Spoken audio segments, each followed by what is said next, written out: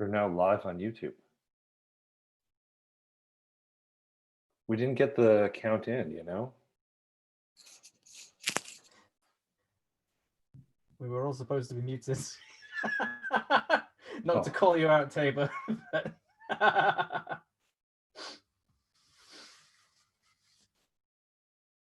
We will be going live with this in just a moment.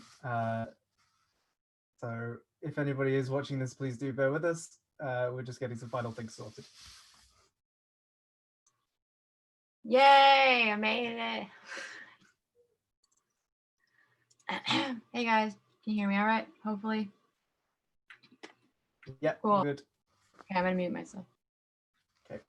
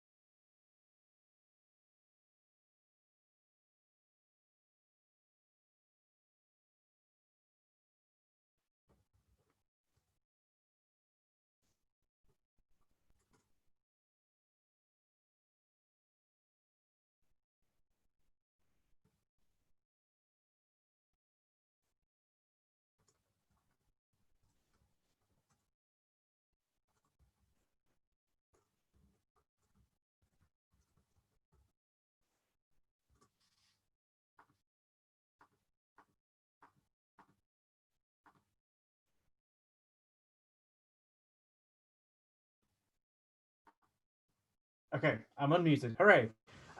Awesome. Right, I think we're just about ready to start. So I have got everything in front of me. We have got people joining. We are streaming direct to YouTube. So welcome to the PocketGamer.biz Roundtable, our third ever one. This one featuring and focused on the future of monetization. So we're going to be talking about current trends in free-to-play monetization, the future of monetization, obviously, the premium market and subscription models, all sorts of stuff. If you would please unmute yourselves, my dear panel, and we can get it started with the introductions. Who's first in my video list? I'm going to get your name wrong. Is it Tice Nicholson? That is 100% correct. Well yes. done. Very few people pull that off in the first attempt. Yeah. Please, Tice, introduce yourself. Well, first of all, thanks for having me. I am the CEO and founder of Monetisation. We just announced our subscription service for mobile games called Unleashed. It's focused on free-to-play games, but we do support premium as well. So we're building that and we are launching it later this year. So right now we're just building up the portfolio ahead of that launch. Cool. Tabor? Yeah, hi, I'm Tabor. I'm VP of Product at A Thinking Ape, and we make mobile games. We've been making mobile games since 2009, and our two biggest games are Party in My Dorm and Kingdoms of Heckfire. So we have games that sort of appeal to a very wide audience, and they're both sort of versions of March Battlers with a little bit more of a casual appeal. And we're looking to publish our next game at the end of this year. We're about 85 people located in Vancouver, Canada. So it is 8 a.m. here. Thank you for joining us. You must be exhausted. Lots of coffee. Oliver, please introduce yourself. Yes, hi, my name is Oliver Kern. I'm Chief Commercial Officer at Lockwood Publishing. We publish one app called Avakin Life.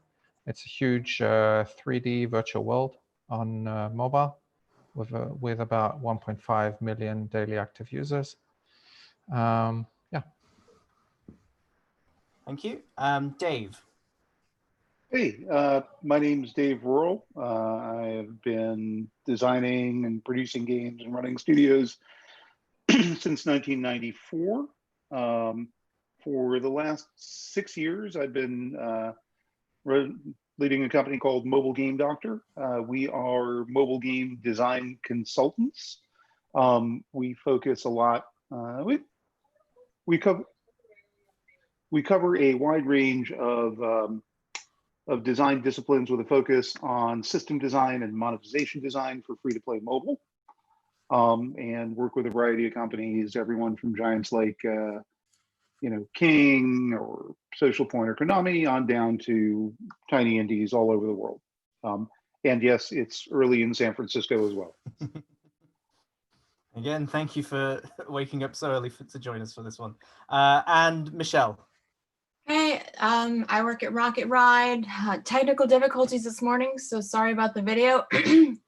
I help developers and publishers connect more or less and help them negotiate their contracts as well as help them through development process. I've worked on I've worked on consoles since Time Crisis Digimon World, which was quite a long time ago. And yeah, that's mainly what I do. And I'm in San Francisco as well, normally, but I'm stuck in LA right now, so hence the video issues. Awesome, thank you very much. Right, so yes, we're going to be talking about the future of monetization and where it's all going and where we're all going to be and how we're going to be spending money 10 years down the line or anything like that. Probably not that far, but you get the idea. But first of all, it's always good to ground ourselves in what's happening now. So a big open question, open to everybody. What would you say are the current trends we're seeing in free-to-play monetization?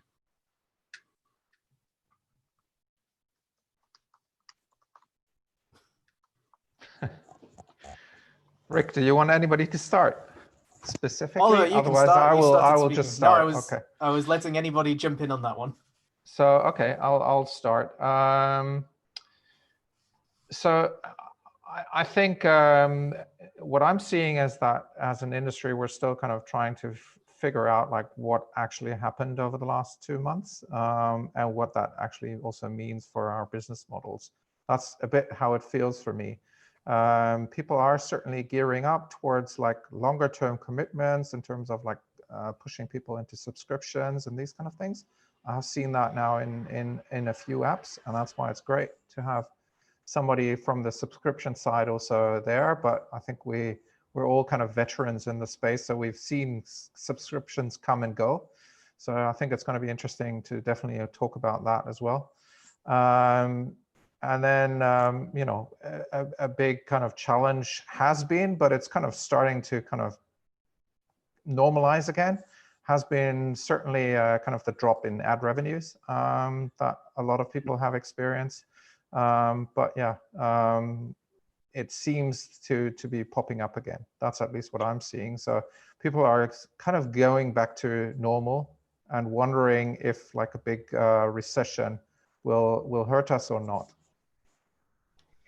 Yeah, I was going to say, I think along with that sort of drop in, ad revenue from rewarded videos, etc.,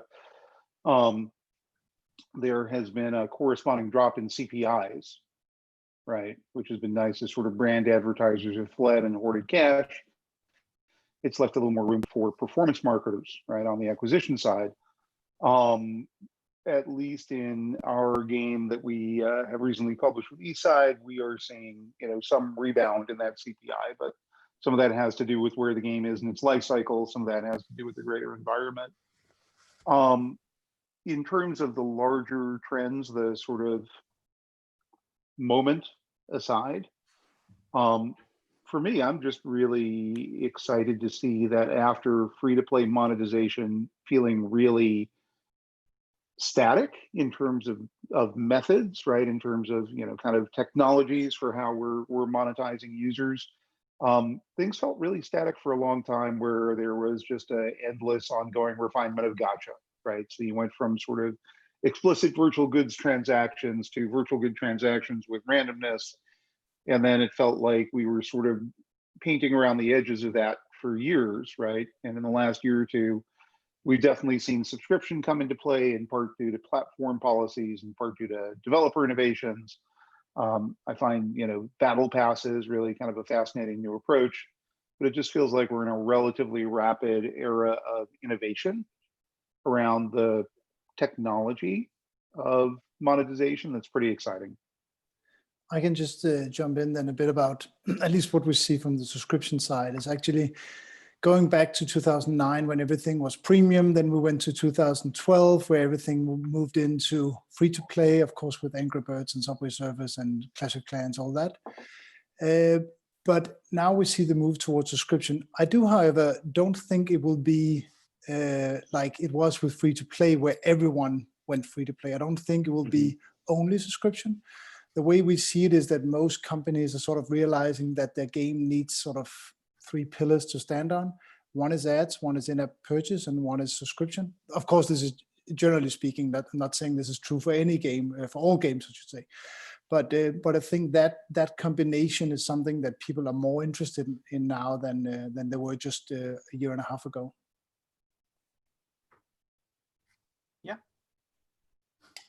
Yeah, I think this question was really fun last year because Battle Pass was relatively new and you had sort of the rise of the Battle Royale games.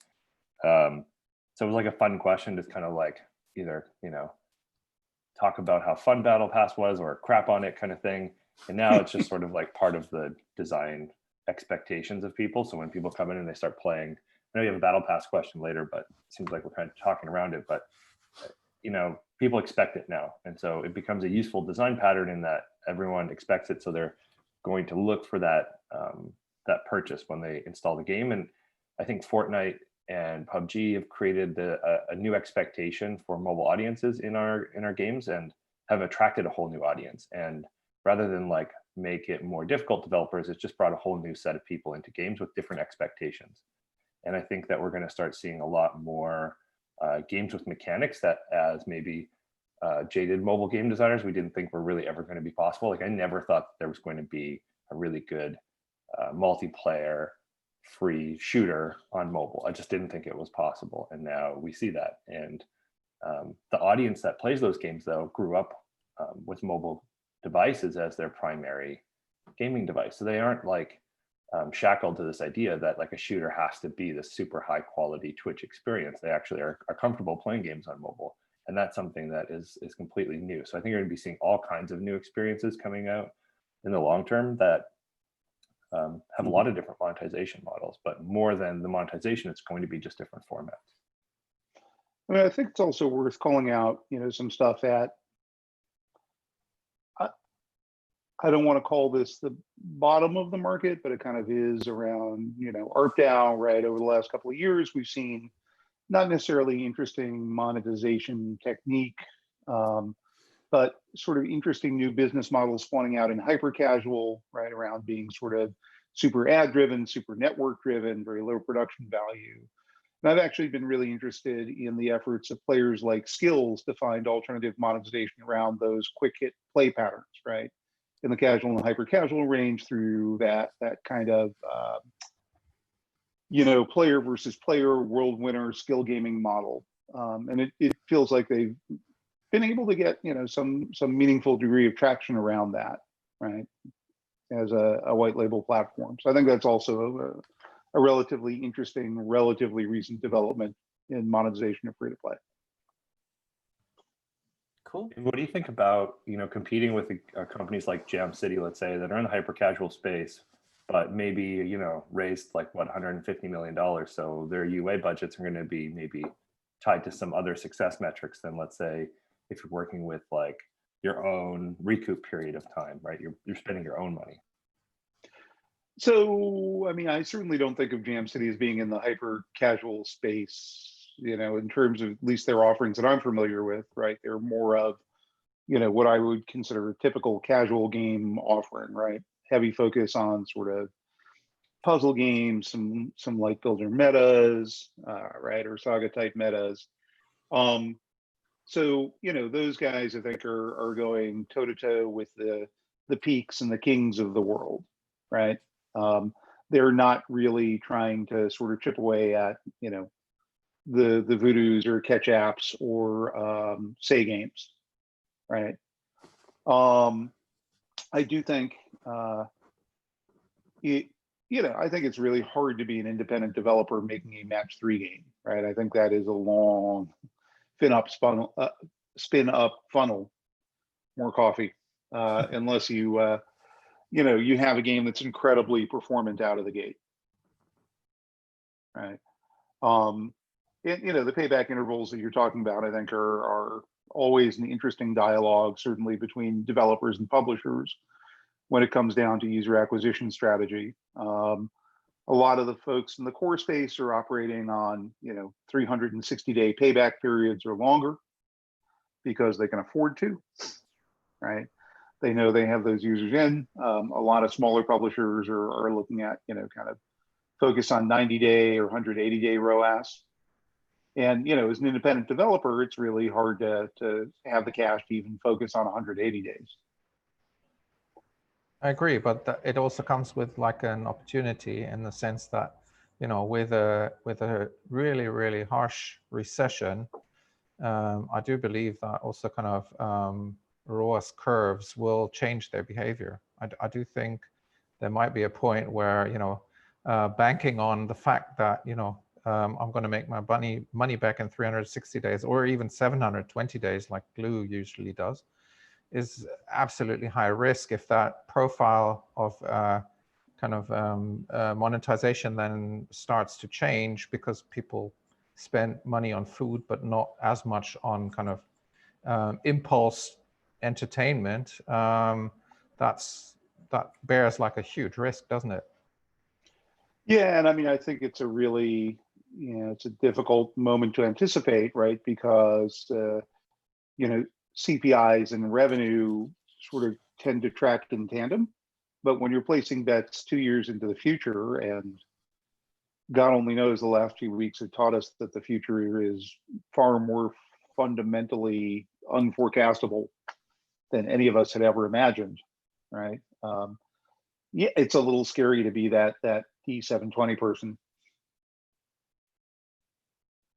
Yeah, we certainly had the thought that we should maybe think about spending a lot more on UA, just given the drop in CPIs and increase in revenue too. But being risk averse, I think we were kind of like, let's just see how things shake out. And yeah, I don't really know nobody knows what the right answer is. We know people, for example, in the space who are spending a lot more on marketing because they're trying to take advantage of what they see as a short window. But yeah, it sort of depends on your risk profile when it comes to ROAS, really. Yeah, I mean, a lot of it really hangs on what is your current cash flow and what does your bank account look like, right? And that'll build your risk tolerance profile. And one of the things I do wonder, there's a whole, we're drifting away a little bit from monetization, right? But there's a whole cottage industry of debt financing for acquisition, right? That really is focused on the stability of those models. And I wonder, sort of how are those companies going to be impacted, right, in this moment, and how are they positioning themselves defensively, right, at this time? Or are they sort of assuming that in 180 days we'll return to normal? Yeah, well, and you said we're kind of drifting off monetization, but actually maybe that's the answer to that question of what the future of monetization looks like, given the state of discovery, is that actually it's all about ROAS, and that means it's all about the combination of product and UA. And that's something that we definitely are seeing a trend towards, is that product teams are becoming highly embedded in UA teams, and the simpatico relationship between those two teams has become quite blurred. And that's a challenge also, right? Because ad guys don't necessarily think like product folks, and so there's some tension there. Yeah. I mean, that's actually something we've reflected in the way that we structured our business at Mobile Game Doctor. So over we began as a design consulting company because that's, where my strengths and my background are. But over the last year, we've also added a marketing consultancy, right, to help developers find scalable marketing approaches, right? Combinations of creative and targeting on which they can acquire profitably and then scale. And a lot of our thinking about how we communicate about what we're doing and what our brand is very much about that sort of union of the performance marketing side and the product side, and how they need to work hand in glove to enable your success. Mm-hmm. Right? We're very much believers in that sort of synthesis. Cool. Yeah. I'm gonna steer the conversation just a little bit. I've asked one question in the past 15 minutes, and I'm feeling a bit lonely. I was wondering. So we've covered quite a lot of topics there. I'm wondering if there are any monetization options that you feel developers aren't really taking advantage of yet that they should be looking towards. I know we've sort of mentioned like a 3-pillar system of having ads and in-app purchases and possibly a battle pass. Are there any other monetization ways that we're developers and studios aren't exploring yet that they should be? I was gonna say yeah, go ahead. Sorry. No, I was gonna say, Michelle, go ahead. Yeah, hello, I'm still here. Anyways, but I was just gonna say one thing that when I was working on Kerbal Space Program that we didn't do, but we looked into was, obviously there's battle passes, there's loot boxes, so on and so forth. But if there's a way to integrate or mesh that more or less with real life merch, that's something that could be looked into as well, because a lot of kids play games or watch people, well, they play games, but they watch people play games, but they don't actually play the game. Like if you, for example, if you go to like big box stores, for example, Target, Walmart, whatever, kids buy like some, for example, Five Nights at Freddy's t-shirts, but they've never played the game. They've watched people play the game. So I'm just saying there's a bigger opportunity for real life merch in the games. And a way that could be pushed would be through loot boxes, through, if you buy a battle pass, here's a coupon for a t-shirt or something you could go pick up, or we'll mail it to you, this, that, and the other. So I think it could be deeper. Do you do that, Oliver and Advocate? We tried. People are, when they play games, they're not necessarily in shopping mode. So like a direct conversion is really, really hard. But you can definitely create like awareness for the brands, for sure. But yeah, they're not in like shopping mode. So, if you would aspire to do some kind of an affiliation with a brand, then it's going to be quite disappointing, I would say, because yeah, people are happy to kind of buy a pair of Nike trainers virtually, but they would go off also to the website and check out the same trainers, but they're not currently looking to buy those trainers. So then they kind of just browse around, but don't make then a purchase. Right, it's not the direct. If I could just add to that, I think that one of the things that I think they most could look at is that I think as an industry we become a bit desensitized towards these sort of large groups of users, and it chunks, and it's all like cohorts and user groups and hundreds of thousands, millions of people. And I think we sometimes tend to forget that these are real people that are, with real lives who are playing your games. And maybe I think we could look more into what it is that they actually need, and not so much what is that we would like to sell them. And I think Michelle's point and Oliver's point as well is about understanding what it is and what they're shopping for right now, what is they're looking for. Maybe they don't want, if they're like, I don't know, if they're in a shopping game, maybe they don't want to have a t-shirt with the game's logo, but they want some really cool dress or whatever from the game. Or maybe it's outside of the game, maybe it's closer access to the devs. Maybe there's some things you can do there. There's so many things you can play around with. If you go across the data, we become really good at looking at data. But I think we have to move a little bit towards looking at people again and trying to understand them and understand their motivations a bit better. I do agree on that. Yeah, one other thing that I would like to bring up in terms of monetization, and there are a lot of, well, not a lot, but there are a number of agencies that are trying to solve that, is like native advertising.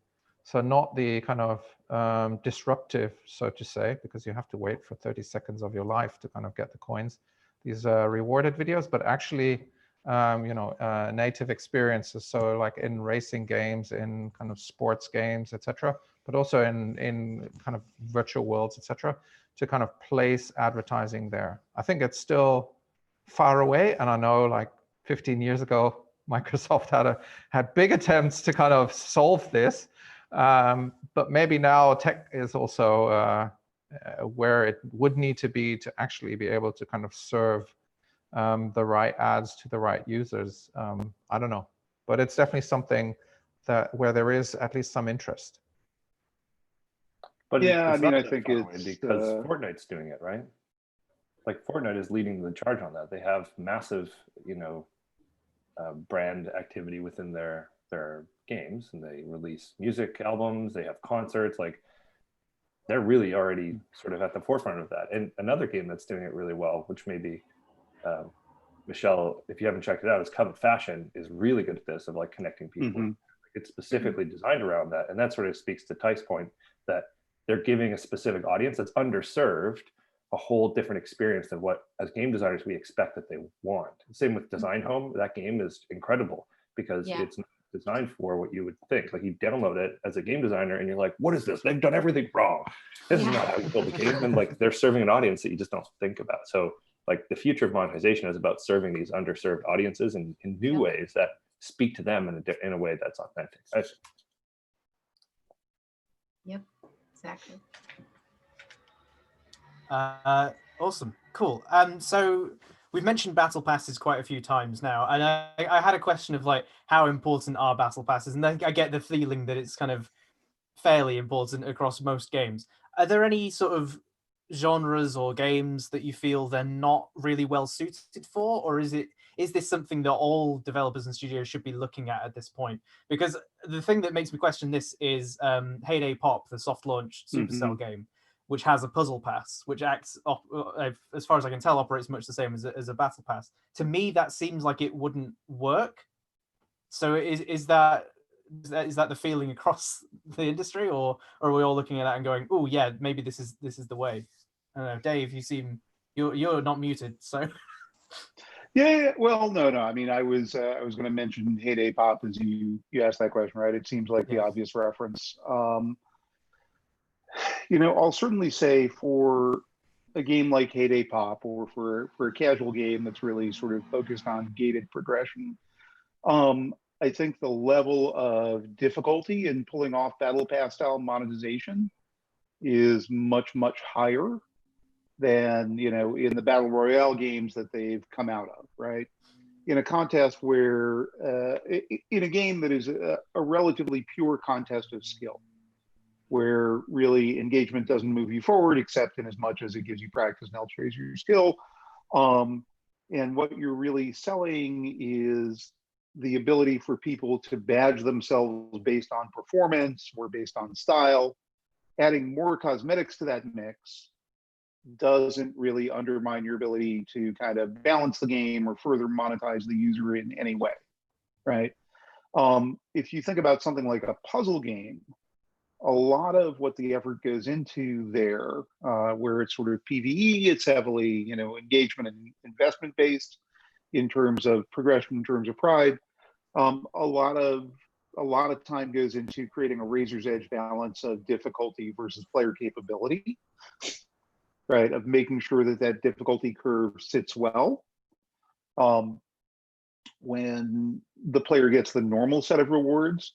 So figuring out a secondary set of rewards that is functional, that is meaningful to a progression-focused player like that, that isn't balance busting, is a really, really tricky art form. I'll be super interested to see how players respond to it commercially, but I just see a lot of challenges in pulling off the design successfully.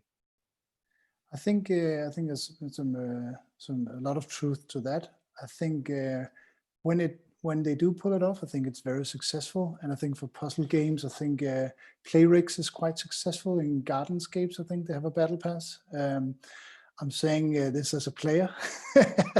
So I think it's working really well. And I think if you look at the reason why battle pass is working, and this is why I think it fits most games, is that it fits with the way you engage with games. So you sort of, mobile games, you spend some time with them, but maybe not years. I know some games they do, but generally speaking, it's a short period of time. And they also have this huge loss aversion mechanic built into them that is just like, you really feel that you have to buy into it. Otherwise, you almost, it's what's the point? So I think that's what makes it so strong. And I think I would almost frame it the opposite way of Dave, is that if it doesn't fit, maybe you need to change the game to fit it, because it's such a strong model, and I think it's a really strong model for mobile games. Yeah, I also think like it's about trying to understand like, okay, what is it that the player would want in such a service? Because then you are really kind of treating your game more as a service. And then, you know, what is the benefit that you want a player to have over a longer period of time? And that, you know, you can't do it the same way for every game. And that's why I think we will see definitely a lot of experimentation around what is it that you get as extra in these battle passes. Is this more something, access to certain things, which is more like subscription type of thing, or is it like extra advantages or these kind of things? And I think you need to really figure that out for each game, to then kind of make the decision like, okay, you know, is this the right offer that we actually have for the users, right? I do believe that, or for me personally, it always feels like a bit like a subscription light. So people are not really willing to kind of go all the way with subscription. So they rather than kind of do like a non-recurring commitment, so to say. But eventually I feel like, okay, why is this not a subscription? Because the technology for subscriptions, sorry. The subscription technology didn't exist in the games where they originated at the time, right? On console, they weren't set up to give developers easy access to subscriptions, and it was in a free-to-play sort of scenario. So how do you give cross-platform value that's the same for everybody with like a diverse set of technology? And so this is sort of like their answer of like, well, let's just make our own subscription light and have loss aversion built in, and then 350 million people now play Fortnite, and now we all have to do Battle Pass. That's how I feel about it. I'm a bit cheap. Yeah, that's a good point. But it is important. You have to do it now. And sorry, Tyson, I interrupted you. No, fine. Okay, great. Okay, I do have a list of questions. I'm trying to think of a way to segue into them, but my mind is failing me.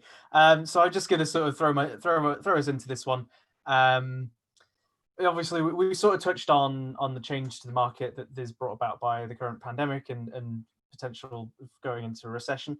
Have there been any changes in spending habits that you've seen? I mean, we've heard over and over again that we've had a lot of there's been higher revenues and higher retention and that kind of thing. Have there been any changes in how people are spending that money and how yeah, that kind of thing? Or is it just more? Yeah, we're just seeing more. I mean, so we're, for example, we are spending more, but we're much more conscious. We let less things slip, so to say. So we're much more on the ball there, which kind of comes obviously with spending more. You need to kind of be then possibly more responsive, but I think it's also about like really making sure that you know, there are no excuses, because it's rather kind of getting the ROAS window shorter than longer, if that makes sense. Yeah, and I could just add, one of our partner publishers mentioned to me that they saw the sort of, you talk about the terms of how people act differently. It's more like they said that, I think the phrase was, you know, weekdays is now like weekends and weekends are like holidays. So they're sort of just, it's the same behavior, it's just changed into those different days. Cool. Michelle, haven't heard from you in a bit. Yeah, I was gonna no, yeah. Because we've seen from Flying Tigers numbers, we've seen a big uptake in downloads too, especially on Switch, as well as I've seen projects shift from working with other developers to get them on, you know, to make them partner with some of the larger publishers. At first, it was a no for the end of December, and now as of last month and the month before, people are looking for a lot of larger publishers that I worked with are looking for more games for console. So there's definitely a big, people who developed a strong taste for more console and are kind of clamoring for it, I would say, especially, you know, since if you go to the store today, I can't find a Switch anywhere still. And that's just one platform. I can't, and also funny story. I've been a Mac user for a long time, and guess who just built their first tower in 5-10 years yesterday. So yeah, there's definitely growing demand, or I think it's more acceptable to play games. So more people are playing games than ever. So it's the pandemic more or less is just, and I'm segueing into another question. The pandemic more or less, I think, has made people more people play games. People that I think maybe never played games before now. Cool. Yeah. I mean, we've seen a large number of downloads as well. Is that true across the board? Are we seeing more and more people who wouldn't have played games before joining in on games? Oliver, it seems like you Yeah, have a I very mean, specific game. we've seen. Look, I mean, you know, running like a 3D virtual world where, you know, social is like key to the whole application. You know, in times where people stay at home, this is obviously great because people then spend even longer time in there. I mean, we're you know, we're somewhere competing with something like TikTok in terms of time that people spend in the app. So it's like an hour 20, something like that, right? So a huge amount of time that people spend there. And yeah, downloads, you know, I think, you know, if you haven't received many downloads before, then obviously it's still hard because it didn't get less kind of competition. But, you know, those that were getting lots of downloads, they definitely did benefit from that. So we were always getting like a lot of organic downloads as well. And that has just grown, but then also stabilized at a certain point where it's like, okay, this is kind of, you know, for us organically what we're kind of getting, and then it's again like, okay, let's do more with kind of UA, etc. What I do see is that, you know, even though people spend a lot more time in game, doesn't mean that they spend exactly the same amount more also. We have seen like a huge uplift in revenues, but, you know, maybe, yeah, if it were 1-to-1, it would be amazing. Well, you know, which comes to, you know, I think a sort of unfortunate consideration of the moment that we shouldn't lose sight of, right? Certainly, you know, we're seeing these jumps in engagement, and, you know, we're seeing these declines in CPI and more people playing because people are stuck at home. Perhaps some of the reason that we're not seeing a corresponding, you know, increase in IAP is there's a lot of people who have, you know, lost their income, right, or taken significant economic damage. And I think it's, you know, it's important to be mindful of the circumstances in the world that are creating that bounty for us, and think about how can we, you know, how can we give back and offset that, right? It's an important moment to contemplate that. We actually are seeing an increase in IAP. And I just was pulling some data, and it's primarily not in our top tier of spenders, but in the tier below, we're seeing a big uptick. So like more of our mid-range spending players, and everyone below that, and also an uptick in installs. And so we're seeing, you know, for example, the day that the US got their stimulus check was a really big revenue day for us. I don't know if that is, you know, I don't know if that's why. We also launched a bunch of products. Yeah, we have seen that as well. No. That definitely is absolutely true. Yeah, it does make a big difference. But, you know, if you see like 50% more engagement, we didn't see 50% more revenues. We saw a lot more, but not 1-to-1. That's all. Yeah. Yeah, definitely, it wasn't 1-to-1. But one thing, you know, I have a question actually for Dave, because you've been through maybe a moment like this before with the financial crisis in 2009, right? And Farmville launched in 2009. Like at the time, was there like sort of also this feeling of uncertainty around, this business model?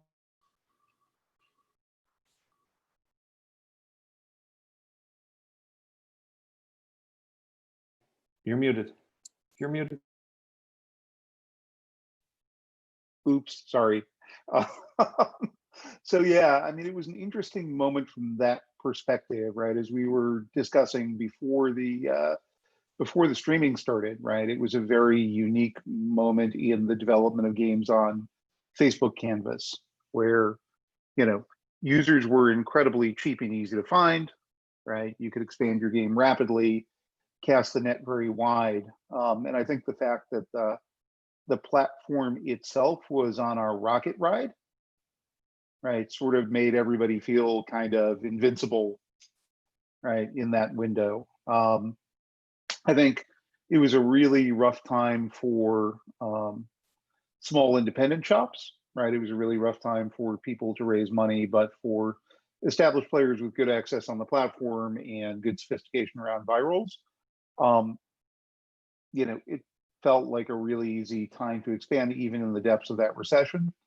And, it was also certainly a moment where people needed entertainment and we were providing it in a very accessible way.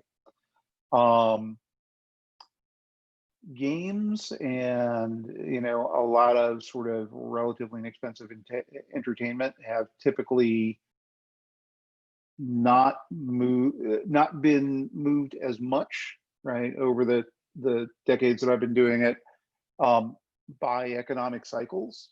Right, people still seem to want to be entertained, and don't put this in the same category as large luxury purchases. So you can watch automotive purchases crash and game purchases grow steadily.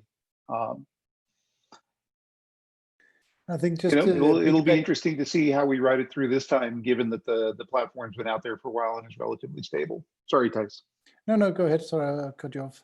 Oh no, I'm done. I'm just piggybacking on talking about how the environment changed back then, and I think if we look at, we talked a bit about the premium games, but I think that this global recession has been I think the last nail in the coffin for premium games, and I think we're looking back at what started back then. I think it was Apple had, I think with Apple Arcade, has sort of killed off premium, but also saved them in a sense by throwing out a lifeboat saying this is Apple Arcade, jump in or get left in the water. And I think Apple Arcade is a great thing in its own right, and I think it's doing a lot of good things for a lot of games.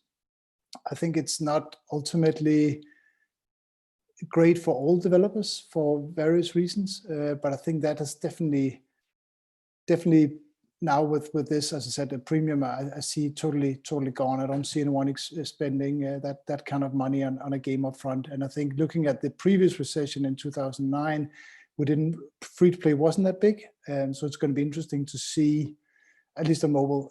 So it's interesting to see how it survives. But free is always going to be free, and free you can't argue against free. And that's yeah. So I think free to play is very well positioned for the coming years. Yeah, I mean, for me, I think particularly once you sort of turn your gaze beyond mobile, right? It's hard to call premium dead.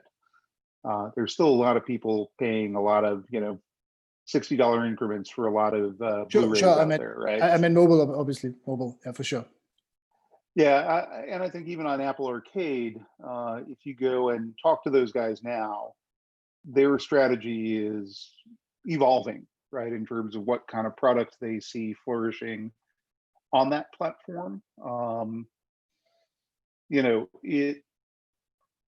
The initial salvo of games felt like a lot of very indie experiences, like a Steam competitor. There's a lot of linear stuff, and in fact, a lot of the initial catalog were Steam early access products, right, that Apple Arcade brought over and had adapted there.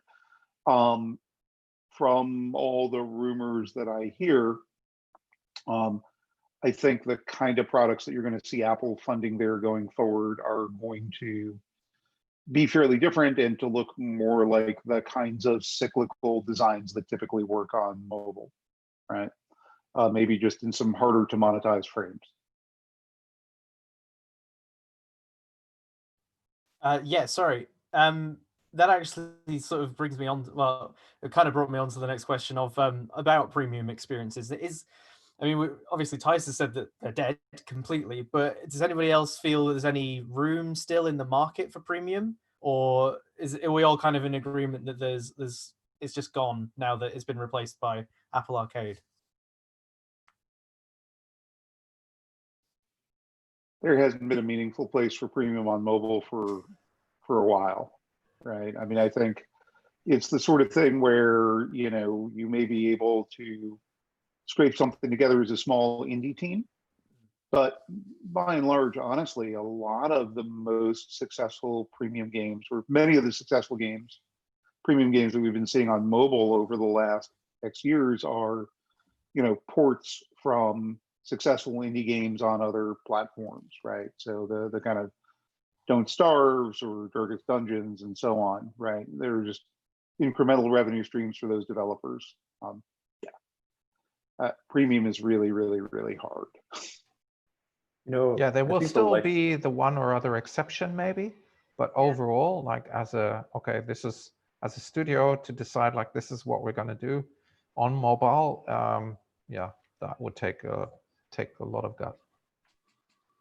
I think the lifeboat analogy is really good with Apple Arcade. And like the people that I know making games for Apple Arcade were, you know, maybe smaller shops that you know, had a few developers working for them, and they would put out a game and it would be, you know, a flash in the pan, they make some money and then they go to their next project, and they were sort of just doing this. And Apple Arcade has allowed them to actually build studios where they can maybe have a little bit more stability for themselves, but they're completely, you know, tied to the Apple development dollars that they're going to get to make the game.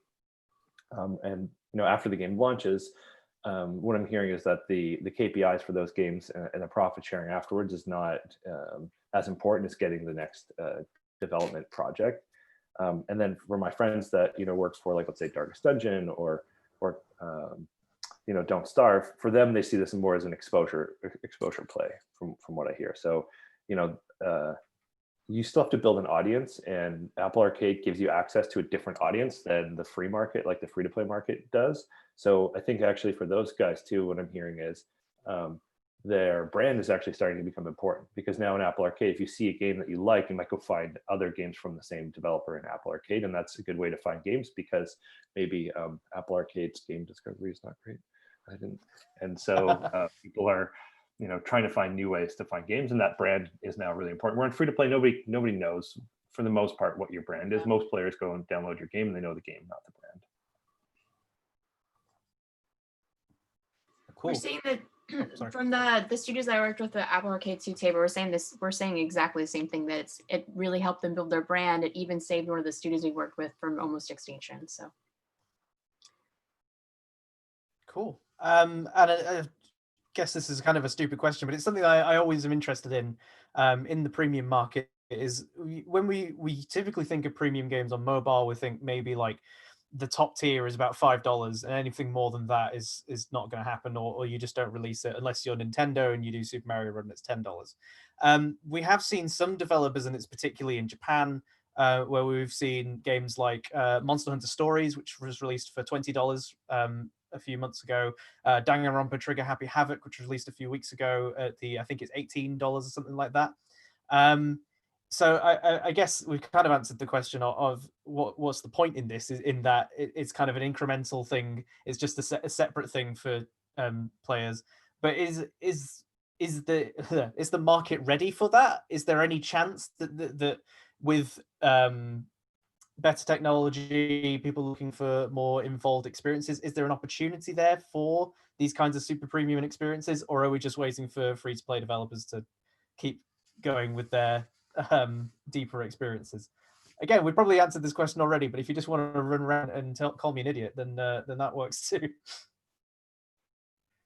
I don't think you're an idiot at all. I think it's I don't think I can't speak for Japan. That's a bit outside of my comfort zone, but I think for the Western market, it's it's not the right thing right now. And I think the reason is primarily actually that people are used to going into the Google Play Store or the App Store with a certain mindset. And this is their framing when they go in, that they're not expecting to pay $20, $30, $40, $50 for a game. So you would have to bring them out of that mindset. And I'm not sure that just adding more in the game. So I think for sure we will see it at some point, but it has to require some completely new innovation in how you frame it. It's like if you go to the cinema. I heard some guys say you should pay $100 to go to the cinema, and then you get like a foot massage or something. That might be worth the money, but you are in the mindset of a cheap cinema ticket, not spending $100. So I think that's a primary reason why it won't work. I would say it would be interesting to see what happens with either of those, because for sure the Japanese market is a lot different than the US market. They've been buying, I would say, pretty high quality mobile games for a long, long time. Because back when Brew was popular here, they had flip phones with better screens than anything in the current market. But for example, Danganronpa, which I know I'm mispronouncing, even though I know and played the game quite a lot. It'd be interesting to see if Axis takes it, because Axis usually publishes it in the US or in the Western market, to see if they take it as something to try in the mobile market. That'd be really interesting. I don't know if it would do well or not, because definitely people that play hardcore RPGs more or less are all about the game, and they buy anything with the games on it, more or less, with the title on it. It'd be interesting to see. Do I think the normal player that plays, for example, Candy Crush is going to go and buy it? Maybe not. Maybe it'll just take hardcore players from console and PC in a new way, which I hope it works, but I don't know. We'll see. Is what I think. Cool. And so just to move on from that a little bit, we've talked a lot about subscription services, and we've talked a lot about Apple Arcade and its place in the market. One thing that I don't think really gets talked about a lot is the Google Play Pass. So I was kind of wondering what people's opinions on that were, because I mean, does anyone remember the Google Play Pass? Because it was announced kind of like a couple of weeks after Apple Arcade, and then seems to have just disappeared out of existence. I mean, has it made any impact on the industry? Is it something that developers should be looking at? Tabor, you're making a lot of faces. Well, I think if you Google Stadia and maybe read some of the articles around its success, you can kind of see what's going on with the streaming games from Google. Like a lot of these services are going to depend on either the way that the platforms handle the discovery, or it's going to depend on what kind of exclusive titles they get and what experience. Even if you go back to the premium question, like the games that are going to be successful are ones that already have an audience and come to the market. Like there are people that will pay, like Blizzard, for example, trying to do a free-to-play Diablo mobile game. I think they just misread their audience. If they would have just released Diablo on mobile as a full experience, like Diablo 2 even, and made it like expensive to buy, people would have bought it. But if Pokemon came out with a premium game that was $50 on mobile, people would buy it. But there's not like a good spot for people to enter the market or to create new experiences. And I think the same is true for most of these streaming platforms if you aren't part of that discovery from the platform itself. I would say, Tabor, too, if that Diablo title came out, I would be all over it. That is my favorite game. Yeah, they just misread. I mean, you can see right while they're on stage, like, but we're bringing you Diablo on mobile, and everyone's like, no, you did it. You're doing it wrong. Like they just misread everything about their audience. Like, yeah. And I guess another thing I've always been wondering is, like, Apple Arcade, as we mentioned, had a huge launch. We're now, I can't do maths, but about 8 months after its launch, and it seems to have died down. Does it still have potential as a market for developers who want to make premium games, or is it time to just sort of move on and kind of forget it? Thijs, do you have any opinions on that? I do have opinions. I think Apple Arcade is good. I think it's good for players, which is the most important. There's some really good quality games at a very low price point. I think for some developers, it's definitely a viable option, but I think for those developers who want to really scale their business, I don't think it's a viable option at all. And I think we have to remember that Apple is not in the market to necessarily help game developers. They're in the market to sell more phones, and they do that by tying consumers into the ecosystem, whether that's through Apple Arcade, Apple Music, Apple News, whatever, and eventually sell subscriptions for the hardware. This is still predominantly a hardware company. So I think that's their focus, and I think that is what you'll see. But I think you also see, I mean, it has been successful, but then again, compared to how many people have actually, considering that they own the platform and own the distribution, it's not that successful, but that's maybe more a sign of how much Apple cares about it than whether or not it's good games, to be honest. I also Yeah, think, I mean, I think Apple is trying to make a meaningful transition. Not that they're going to stop being a hardware company, but they really want to make these, subscription revenue streams viable and important, right, in their, in their business mix. And I certainly think that they are going to aggressively push money at trying to make it viable. For the vast majority of devs that have been participating, right, it's really the advances rather than the royalties that make the platform interesting at all. So on the one hand, I think it's still viable, it's still interesting for some period of time, so long as Apple is willing to kind of continue to overpay and make sure that there's a meaningful profit margin on the advance. Then, that's, as Ty said, I think a good business for an indie, where you can sort of build one game for the price of two and be ensured that you get another bite of the apple, right, on your way to try to make something big. And if you get some royalty stream out of it, then all the more power to you. And I think just adding to that, I think I agree to what you're saying, and I think the challenge I see with this is that games could become a commodity, and I'm not sure we as an industry are interested in that. We see some of the largest companies in the world, most powerful companies for sure, entering our market because they've been eyeing our revenues for a long time. And we see the likes of Amazon doing collaborations with Zynga for Amazon Prime, where you get in-game content for one of their games. They have done this with Twitch Prime for, let's say, another segment before. And there are more that will be entering soon. But this is not to help developers. This is to sell their subscription. So games are becoming that commodity. So I think that once people start realizing that, they'll maybe shy away from it. And I think that's where I think publishers they'll start working together much more than they do today. It's lots of walled gardens and just lobbing sort of users from one side to the other and not helping anyone. I think publishers of all sizes will come to work together, either because they want to or by sheer necessity, when these big guys come in and turn our industry into commodities for their own subscriptions. Yeah, that's my hope, and at least that they will do that. I think also if you just open the App Store and try to find a game that's interesting to play, either on like a free-to-play game or on Apple Arcade, you can see that maybe, I don't want to get in trouble, but the App Store redesign that happened a couple of years ago is not being very great for discovery. I know it like decimated a lot of studios who relied on getting featured, and now features do not get you any installs. I could speak at length about that, but I don't want to get in trouble. So let's just say that I think that Apple has a huge opportunity to rethink how they allow studios to get discovered.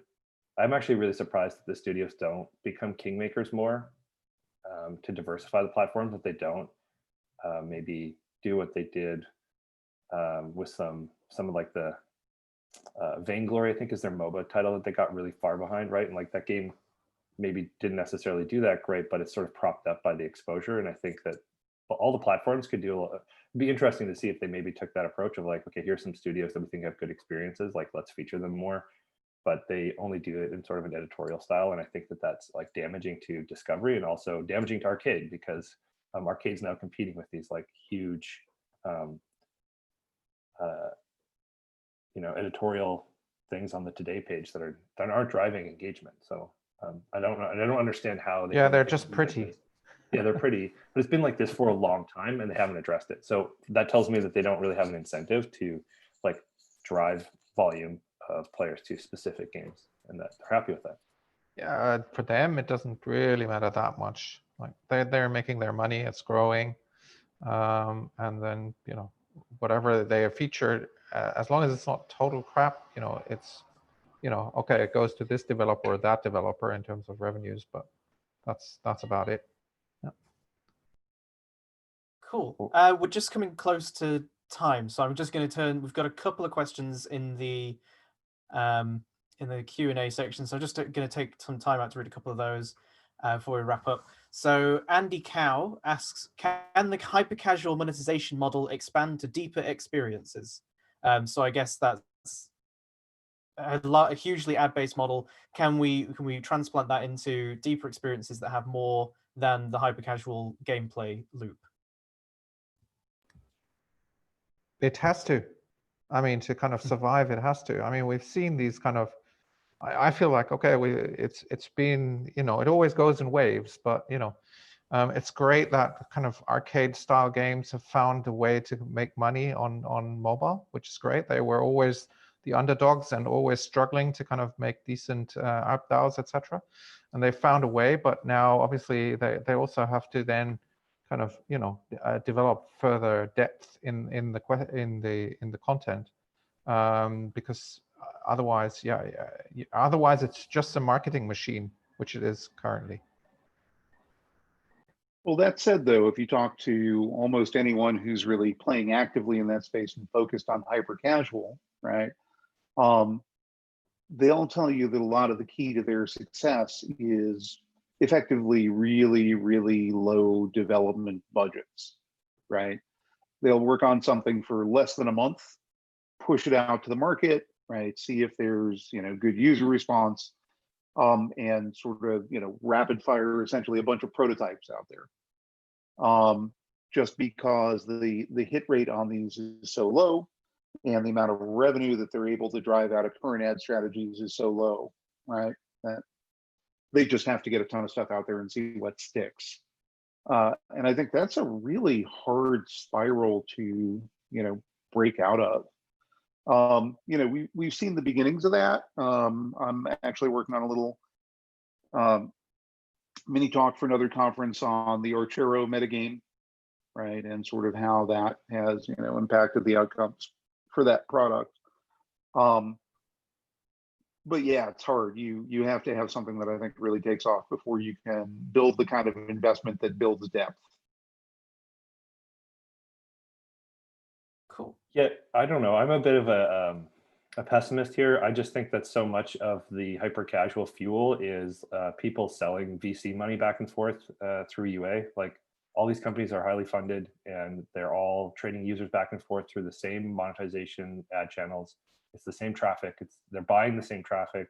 They're just passing the same set of users back and forth and gleaning pennies off of each other. And the deep monetization that comes from IPs that like, creates value for players comes from deeper experiences. And so unless they're getting brand dollars and bringing that advertising revenue in from outside of the mobile market itself, then they're really just passing that money back and forth between them. And then, you know, companies like AppLovin are just like taking their chunk every time. Yeah, I mean, I think a lot of the best and most successful players there at this point have sort of large networks that they can cross promote across, right? So they sort of pay for the nickel once and then, you know, gather a nickel here and a nickel here and a nickel here. Ultimately, it stacks up. Cool. And just one final quick question from the audience. Steve asks, if you offer a free-to-play game with IAPs, is an end user that plays hundreds of hours without spending in your game your worst nightmare, or is it still good to broaden the install base? Depends on the game mechanics and the genre. For us, we build sharded, hyper hardcore strategy games, like March Battle games, for example. And so for every person that spends a lot of money, they need a target to attack, and they need like a realm to play with and a social experience. And so actually for us, it's the opposite. Those people fuel a really good experience for everybody else. And they really piss off high spenders when somebody's really good at the game because they just spend a lot of time on it. that actually is really, really important for ecosystem of all our games. Yeah, same for us. I mean, we're somewhere between a social platform and a game. So, you know, every user there that kind of participates in the community inside the app is super valuable, regardless of if they spend or not. Yeah, and I would add to that. I think that's it's a godsend gift, because that's a person who is, I bet, willing to spend on your game, but you just haven't found the right thing to sell them yet. So there's an opportunity to learn. And going back to my point from earlier about looking at people instead of just looking at data, I sometimes hear publishers talking about and labeling guys like this one in the example as non-payers, but I always say, I'm pretty sure they pay for something at some point in their lives. So it's just you not offering them something that they're interested in buying right now. So find out what it is and bring that product to them. You have someone who loves your game. I'm pretty sure they'll pay for it. I would say too, somebody who plays it that many hours probably has their friends playing the game or has encouraged somebody else to download the game as well. So there's never any bad players in anything, I would say.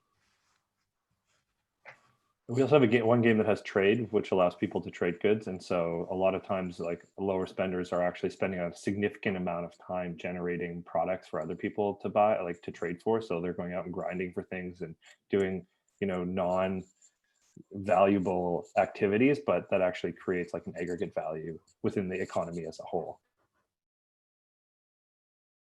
Awesome. Great. Thank you very much, everybody. I think we'll wrap up there because we're a little bit over time. Just to quickly say that don't forget, Pocket Gamer Connects Digital #2 is coming next week. We will have several of more roundtables there, as well as wonderful talks and panels. If you haven't got a ticket, do please get one. It's going to be excellent. We're revamping the meeting system, but all the great content will still be there. It's going to be magnificent. I will be there a lot. So if you enjoyed me, then I will see you there. We will be continuing doing our roundtables following that. We're a little bit up in the air still about when they're going to be, but do keep an eye on PocketGamer.biz for more information on those. And with that, I think it's just left to me to say thank you to the panelists for joining me, and thank you to the audience for watching, and we will see you next time. Thank you, Rick. Thank you. It was fun. Thank you. Bye-bye. See you later, everybody.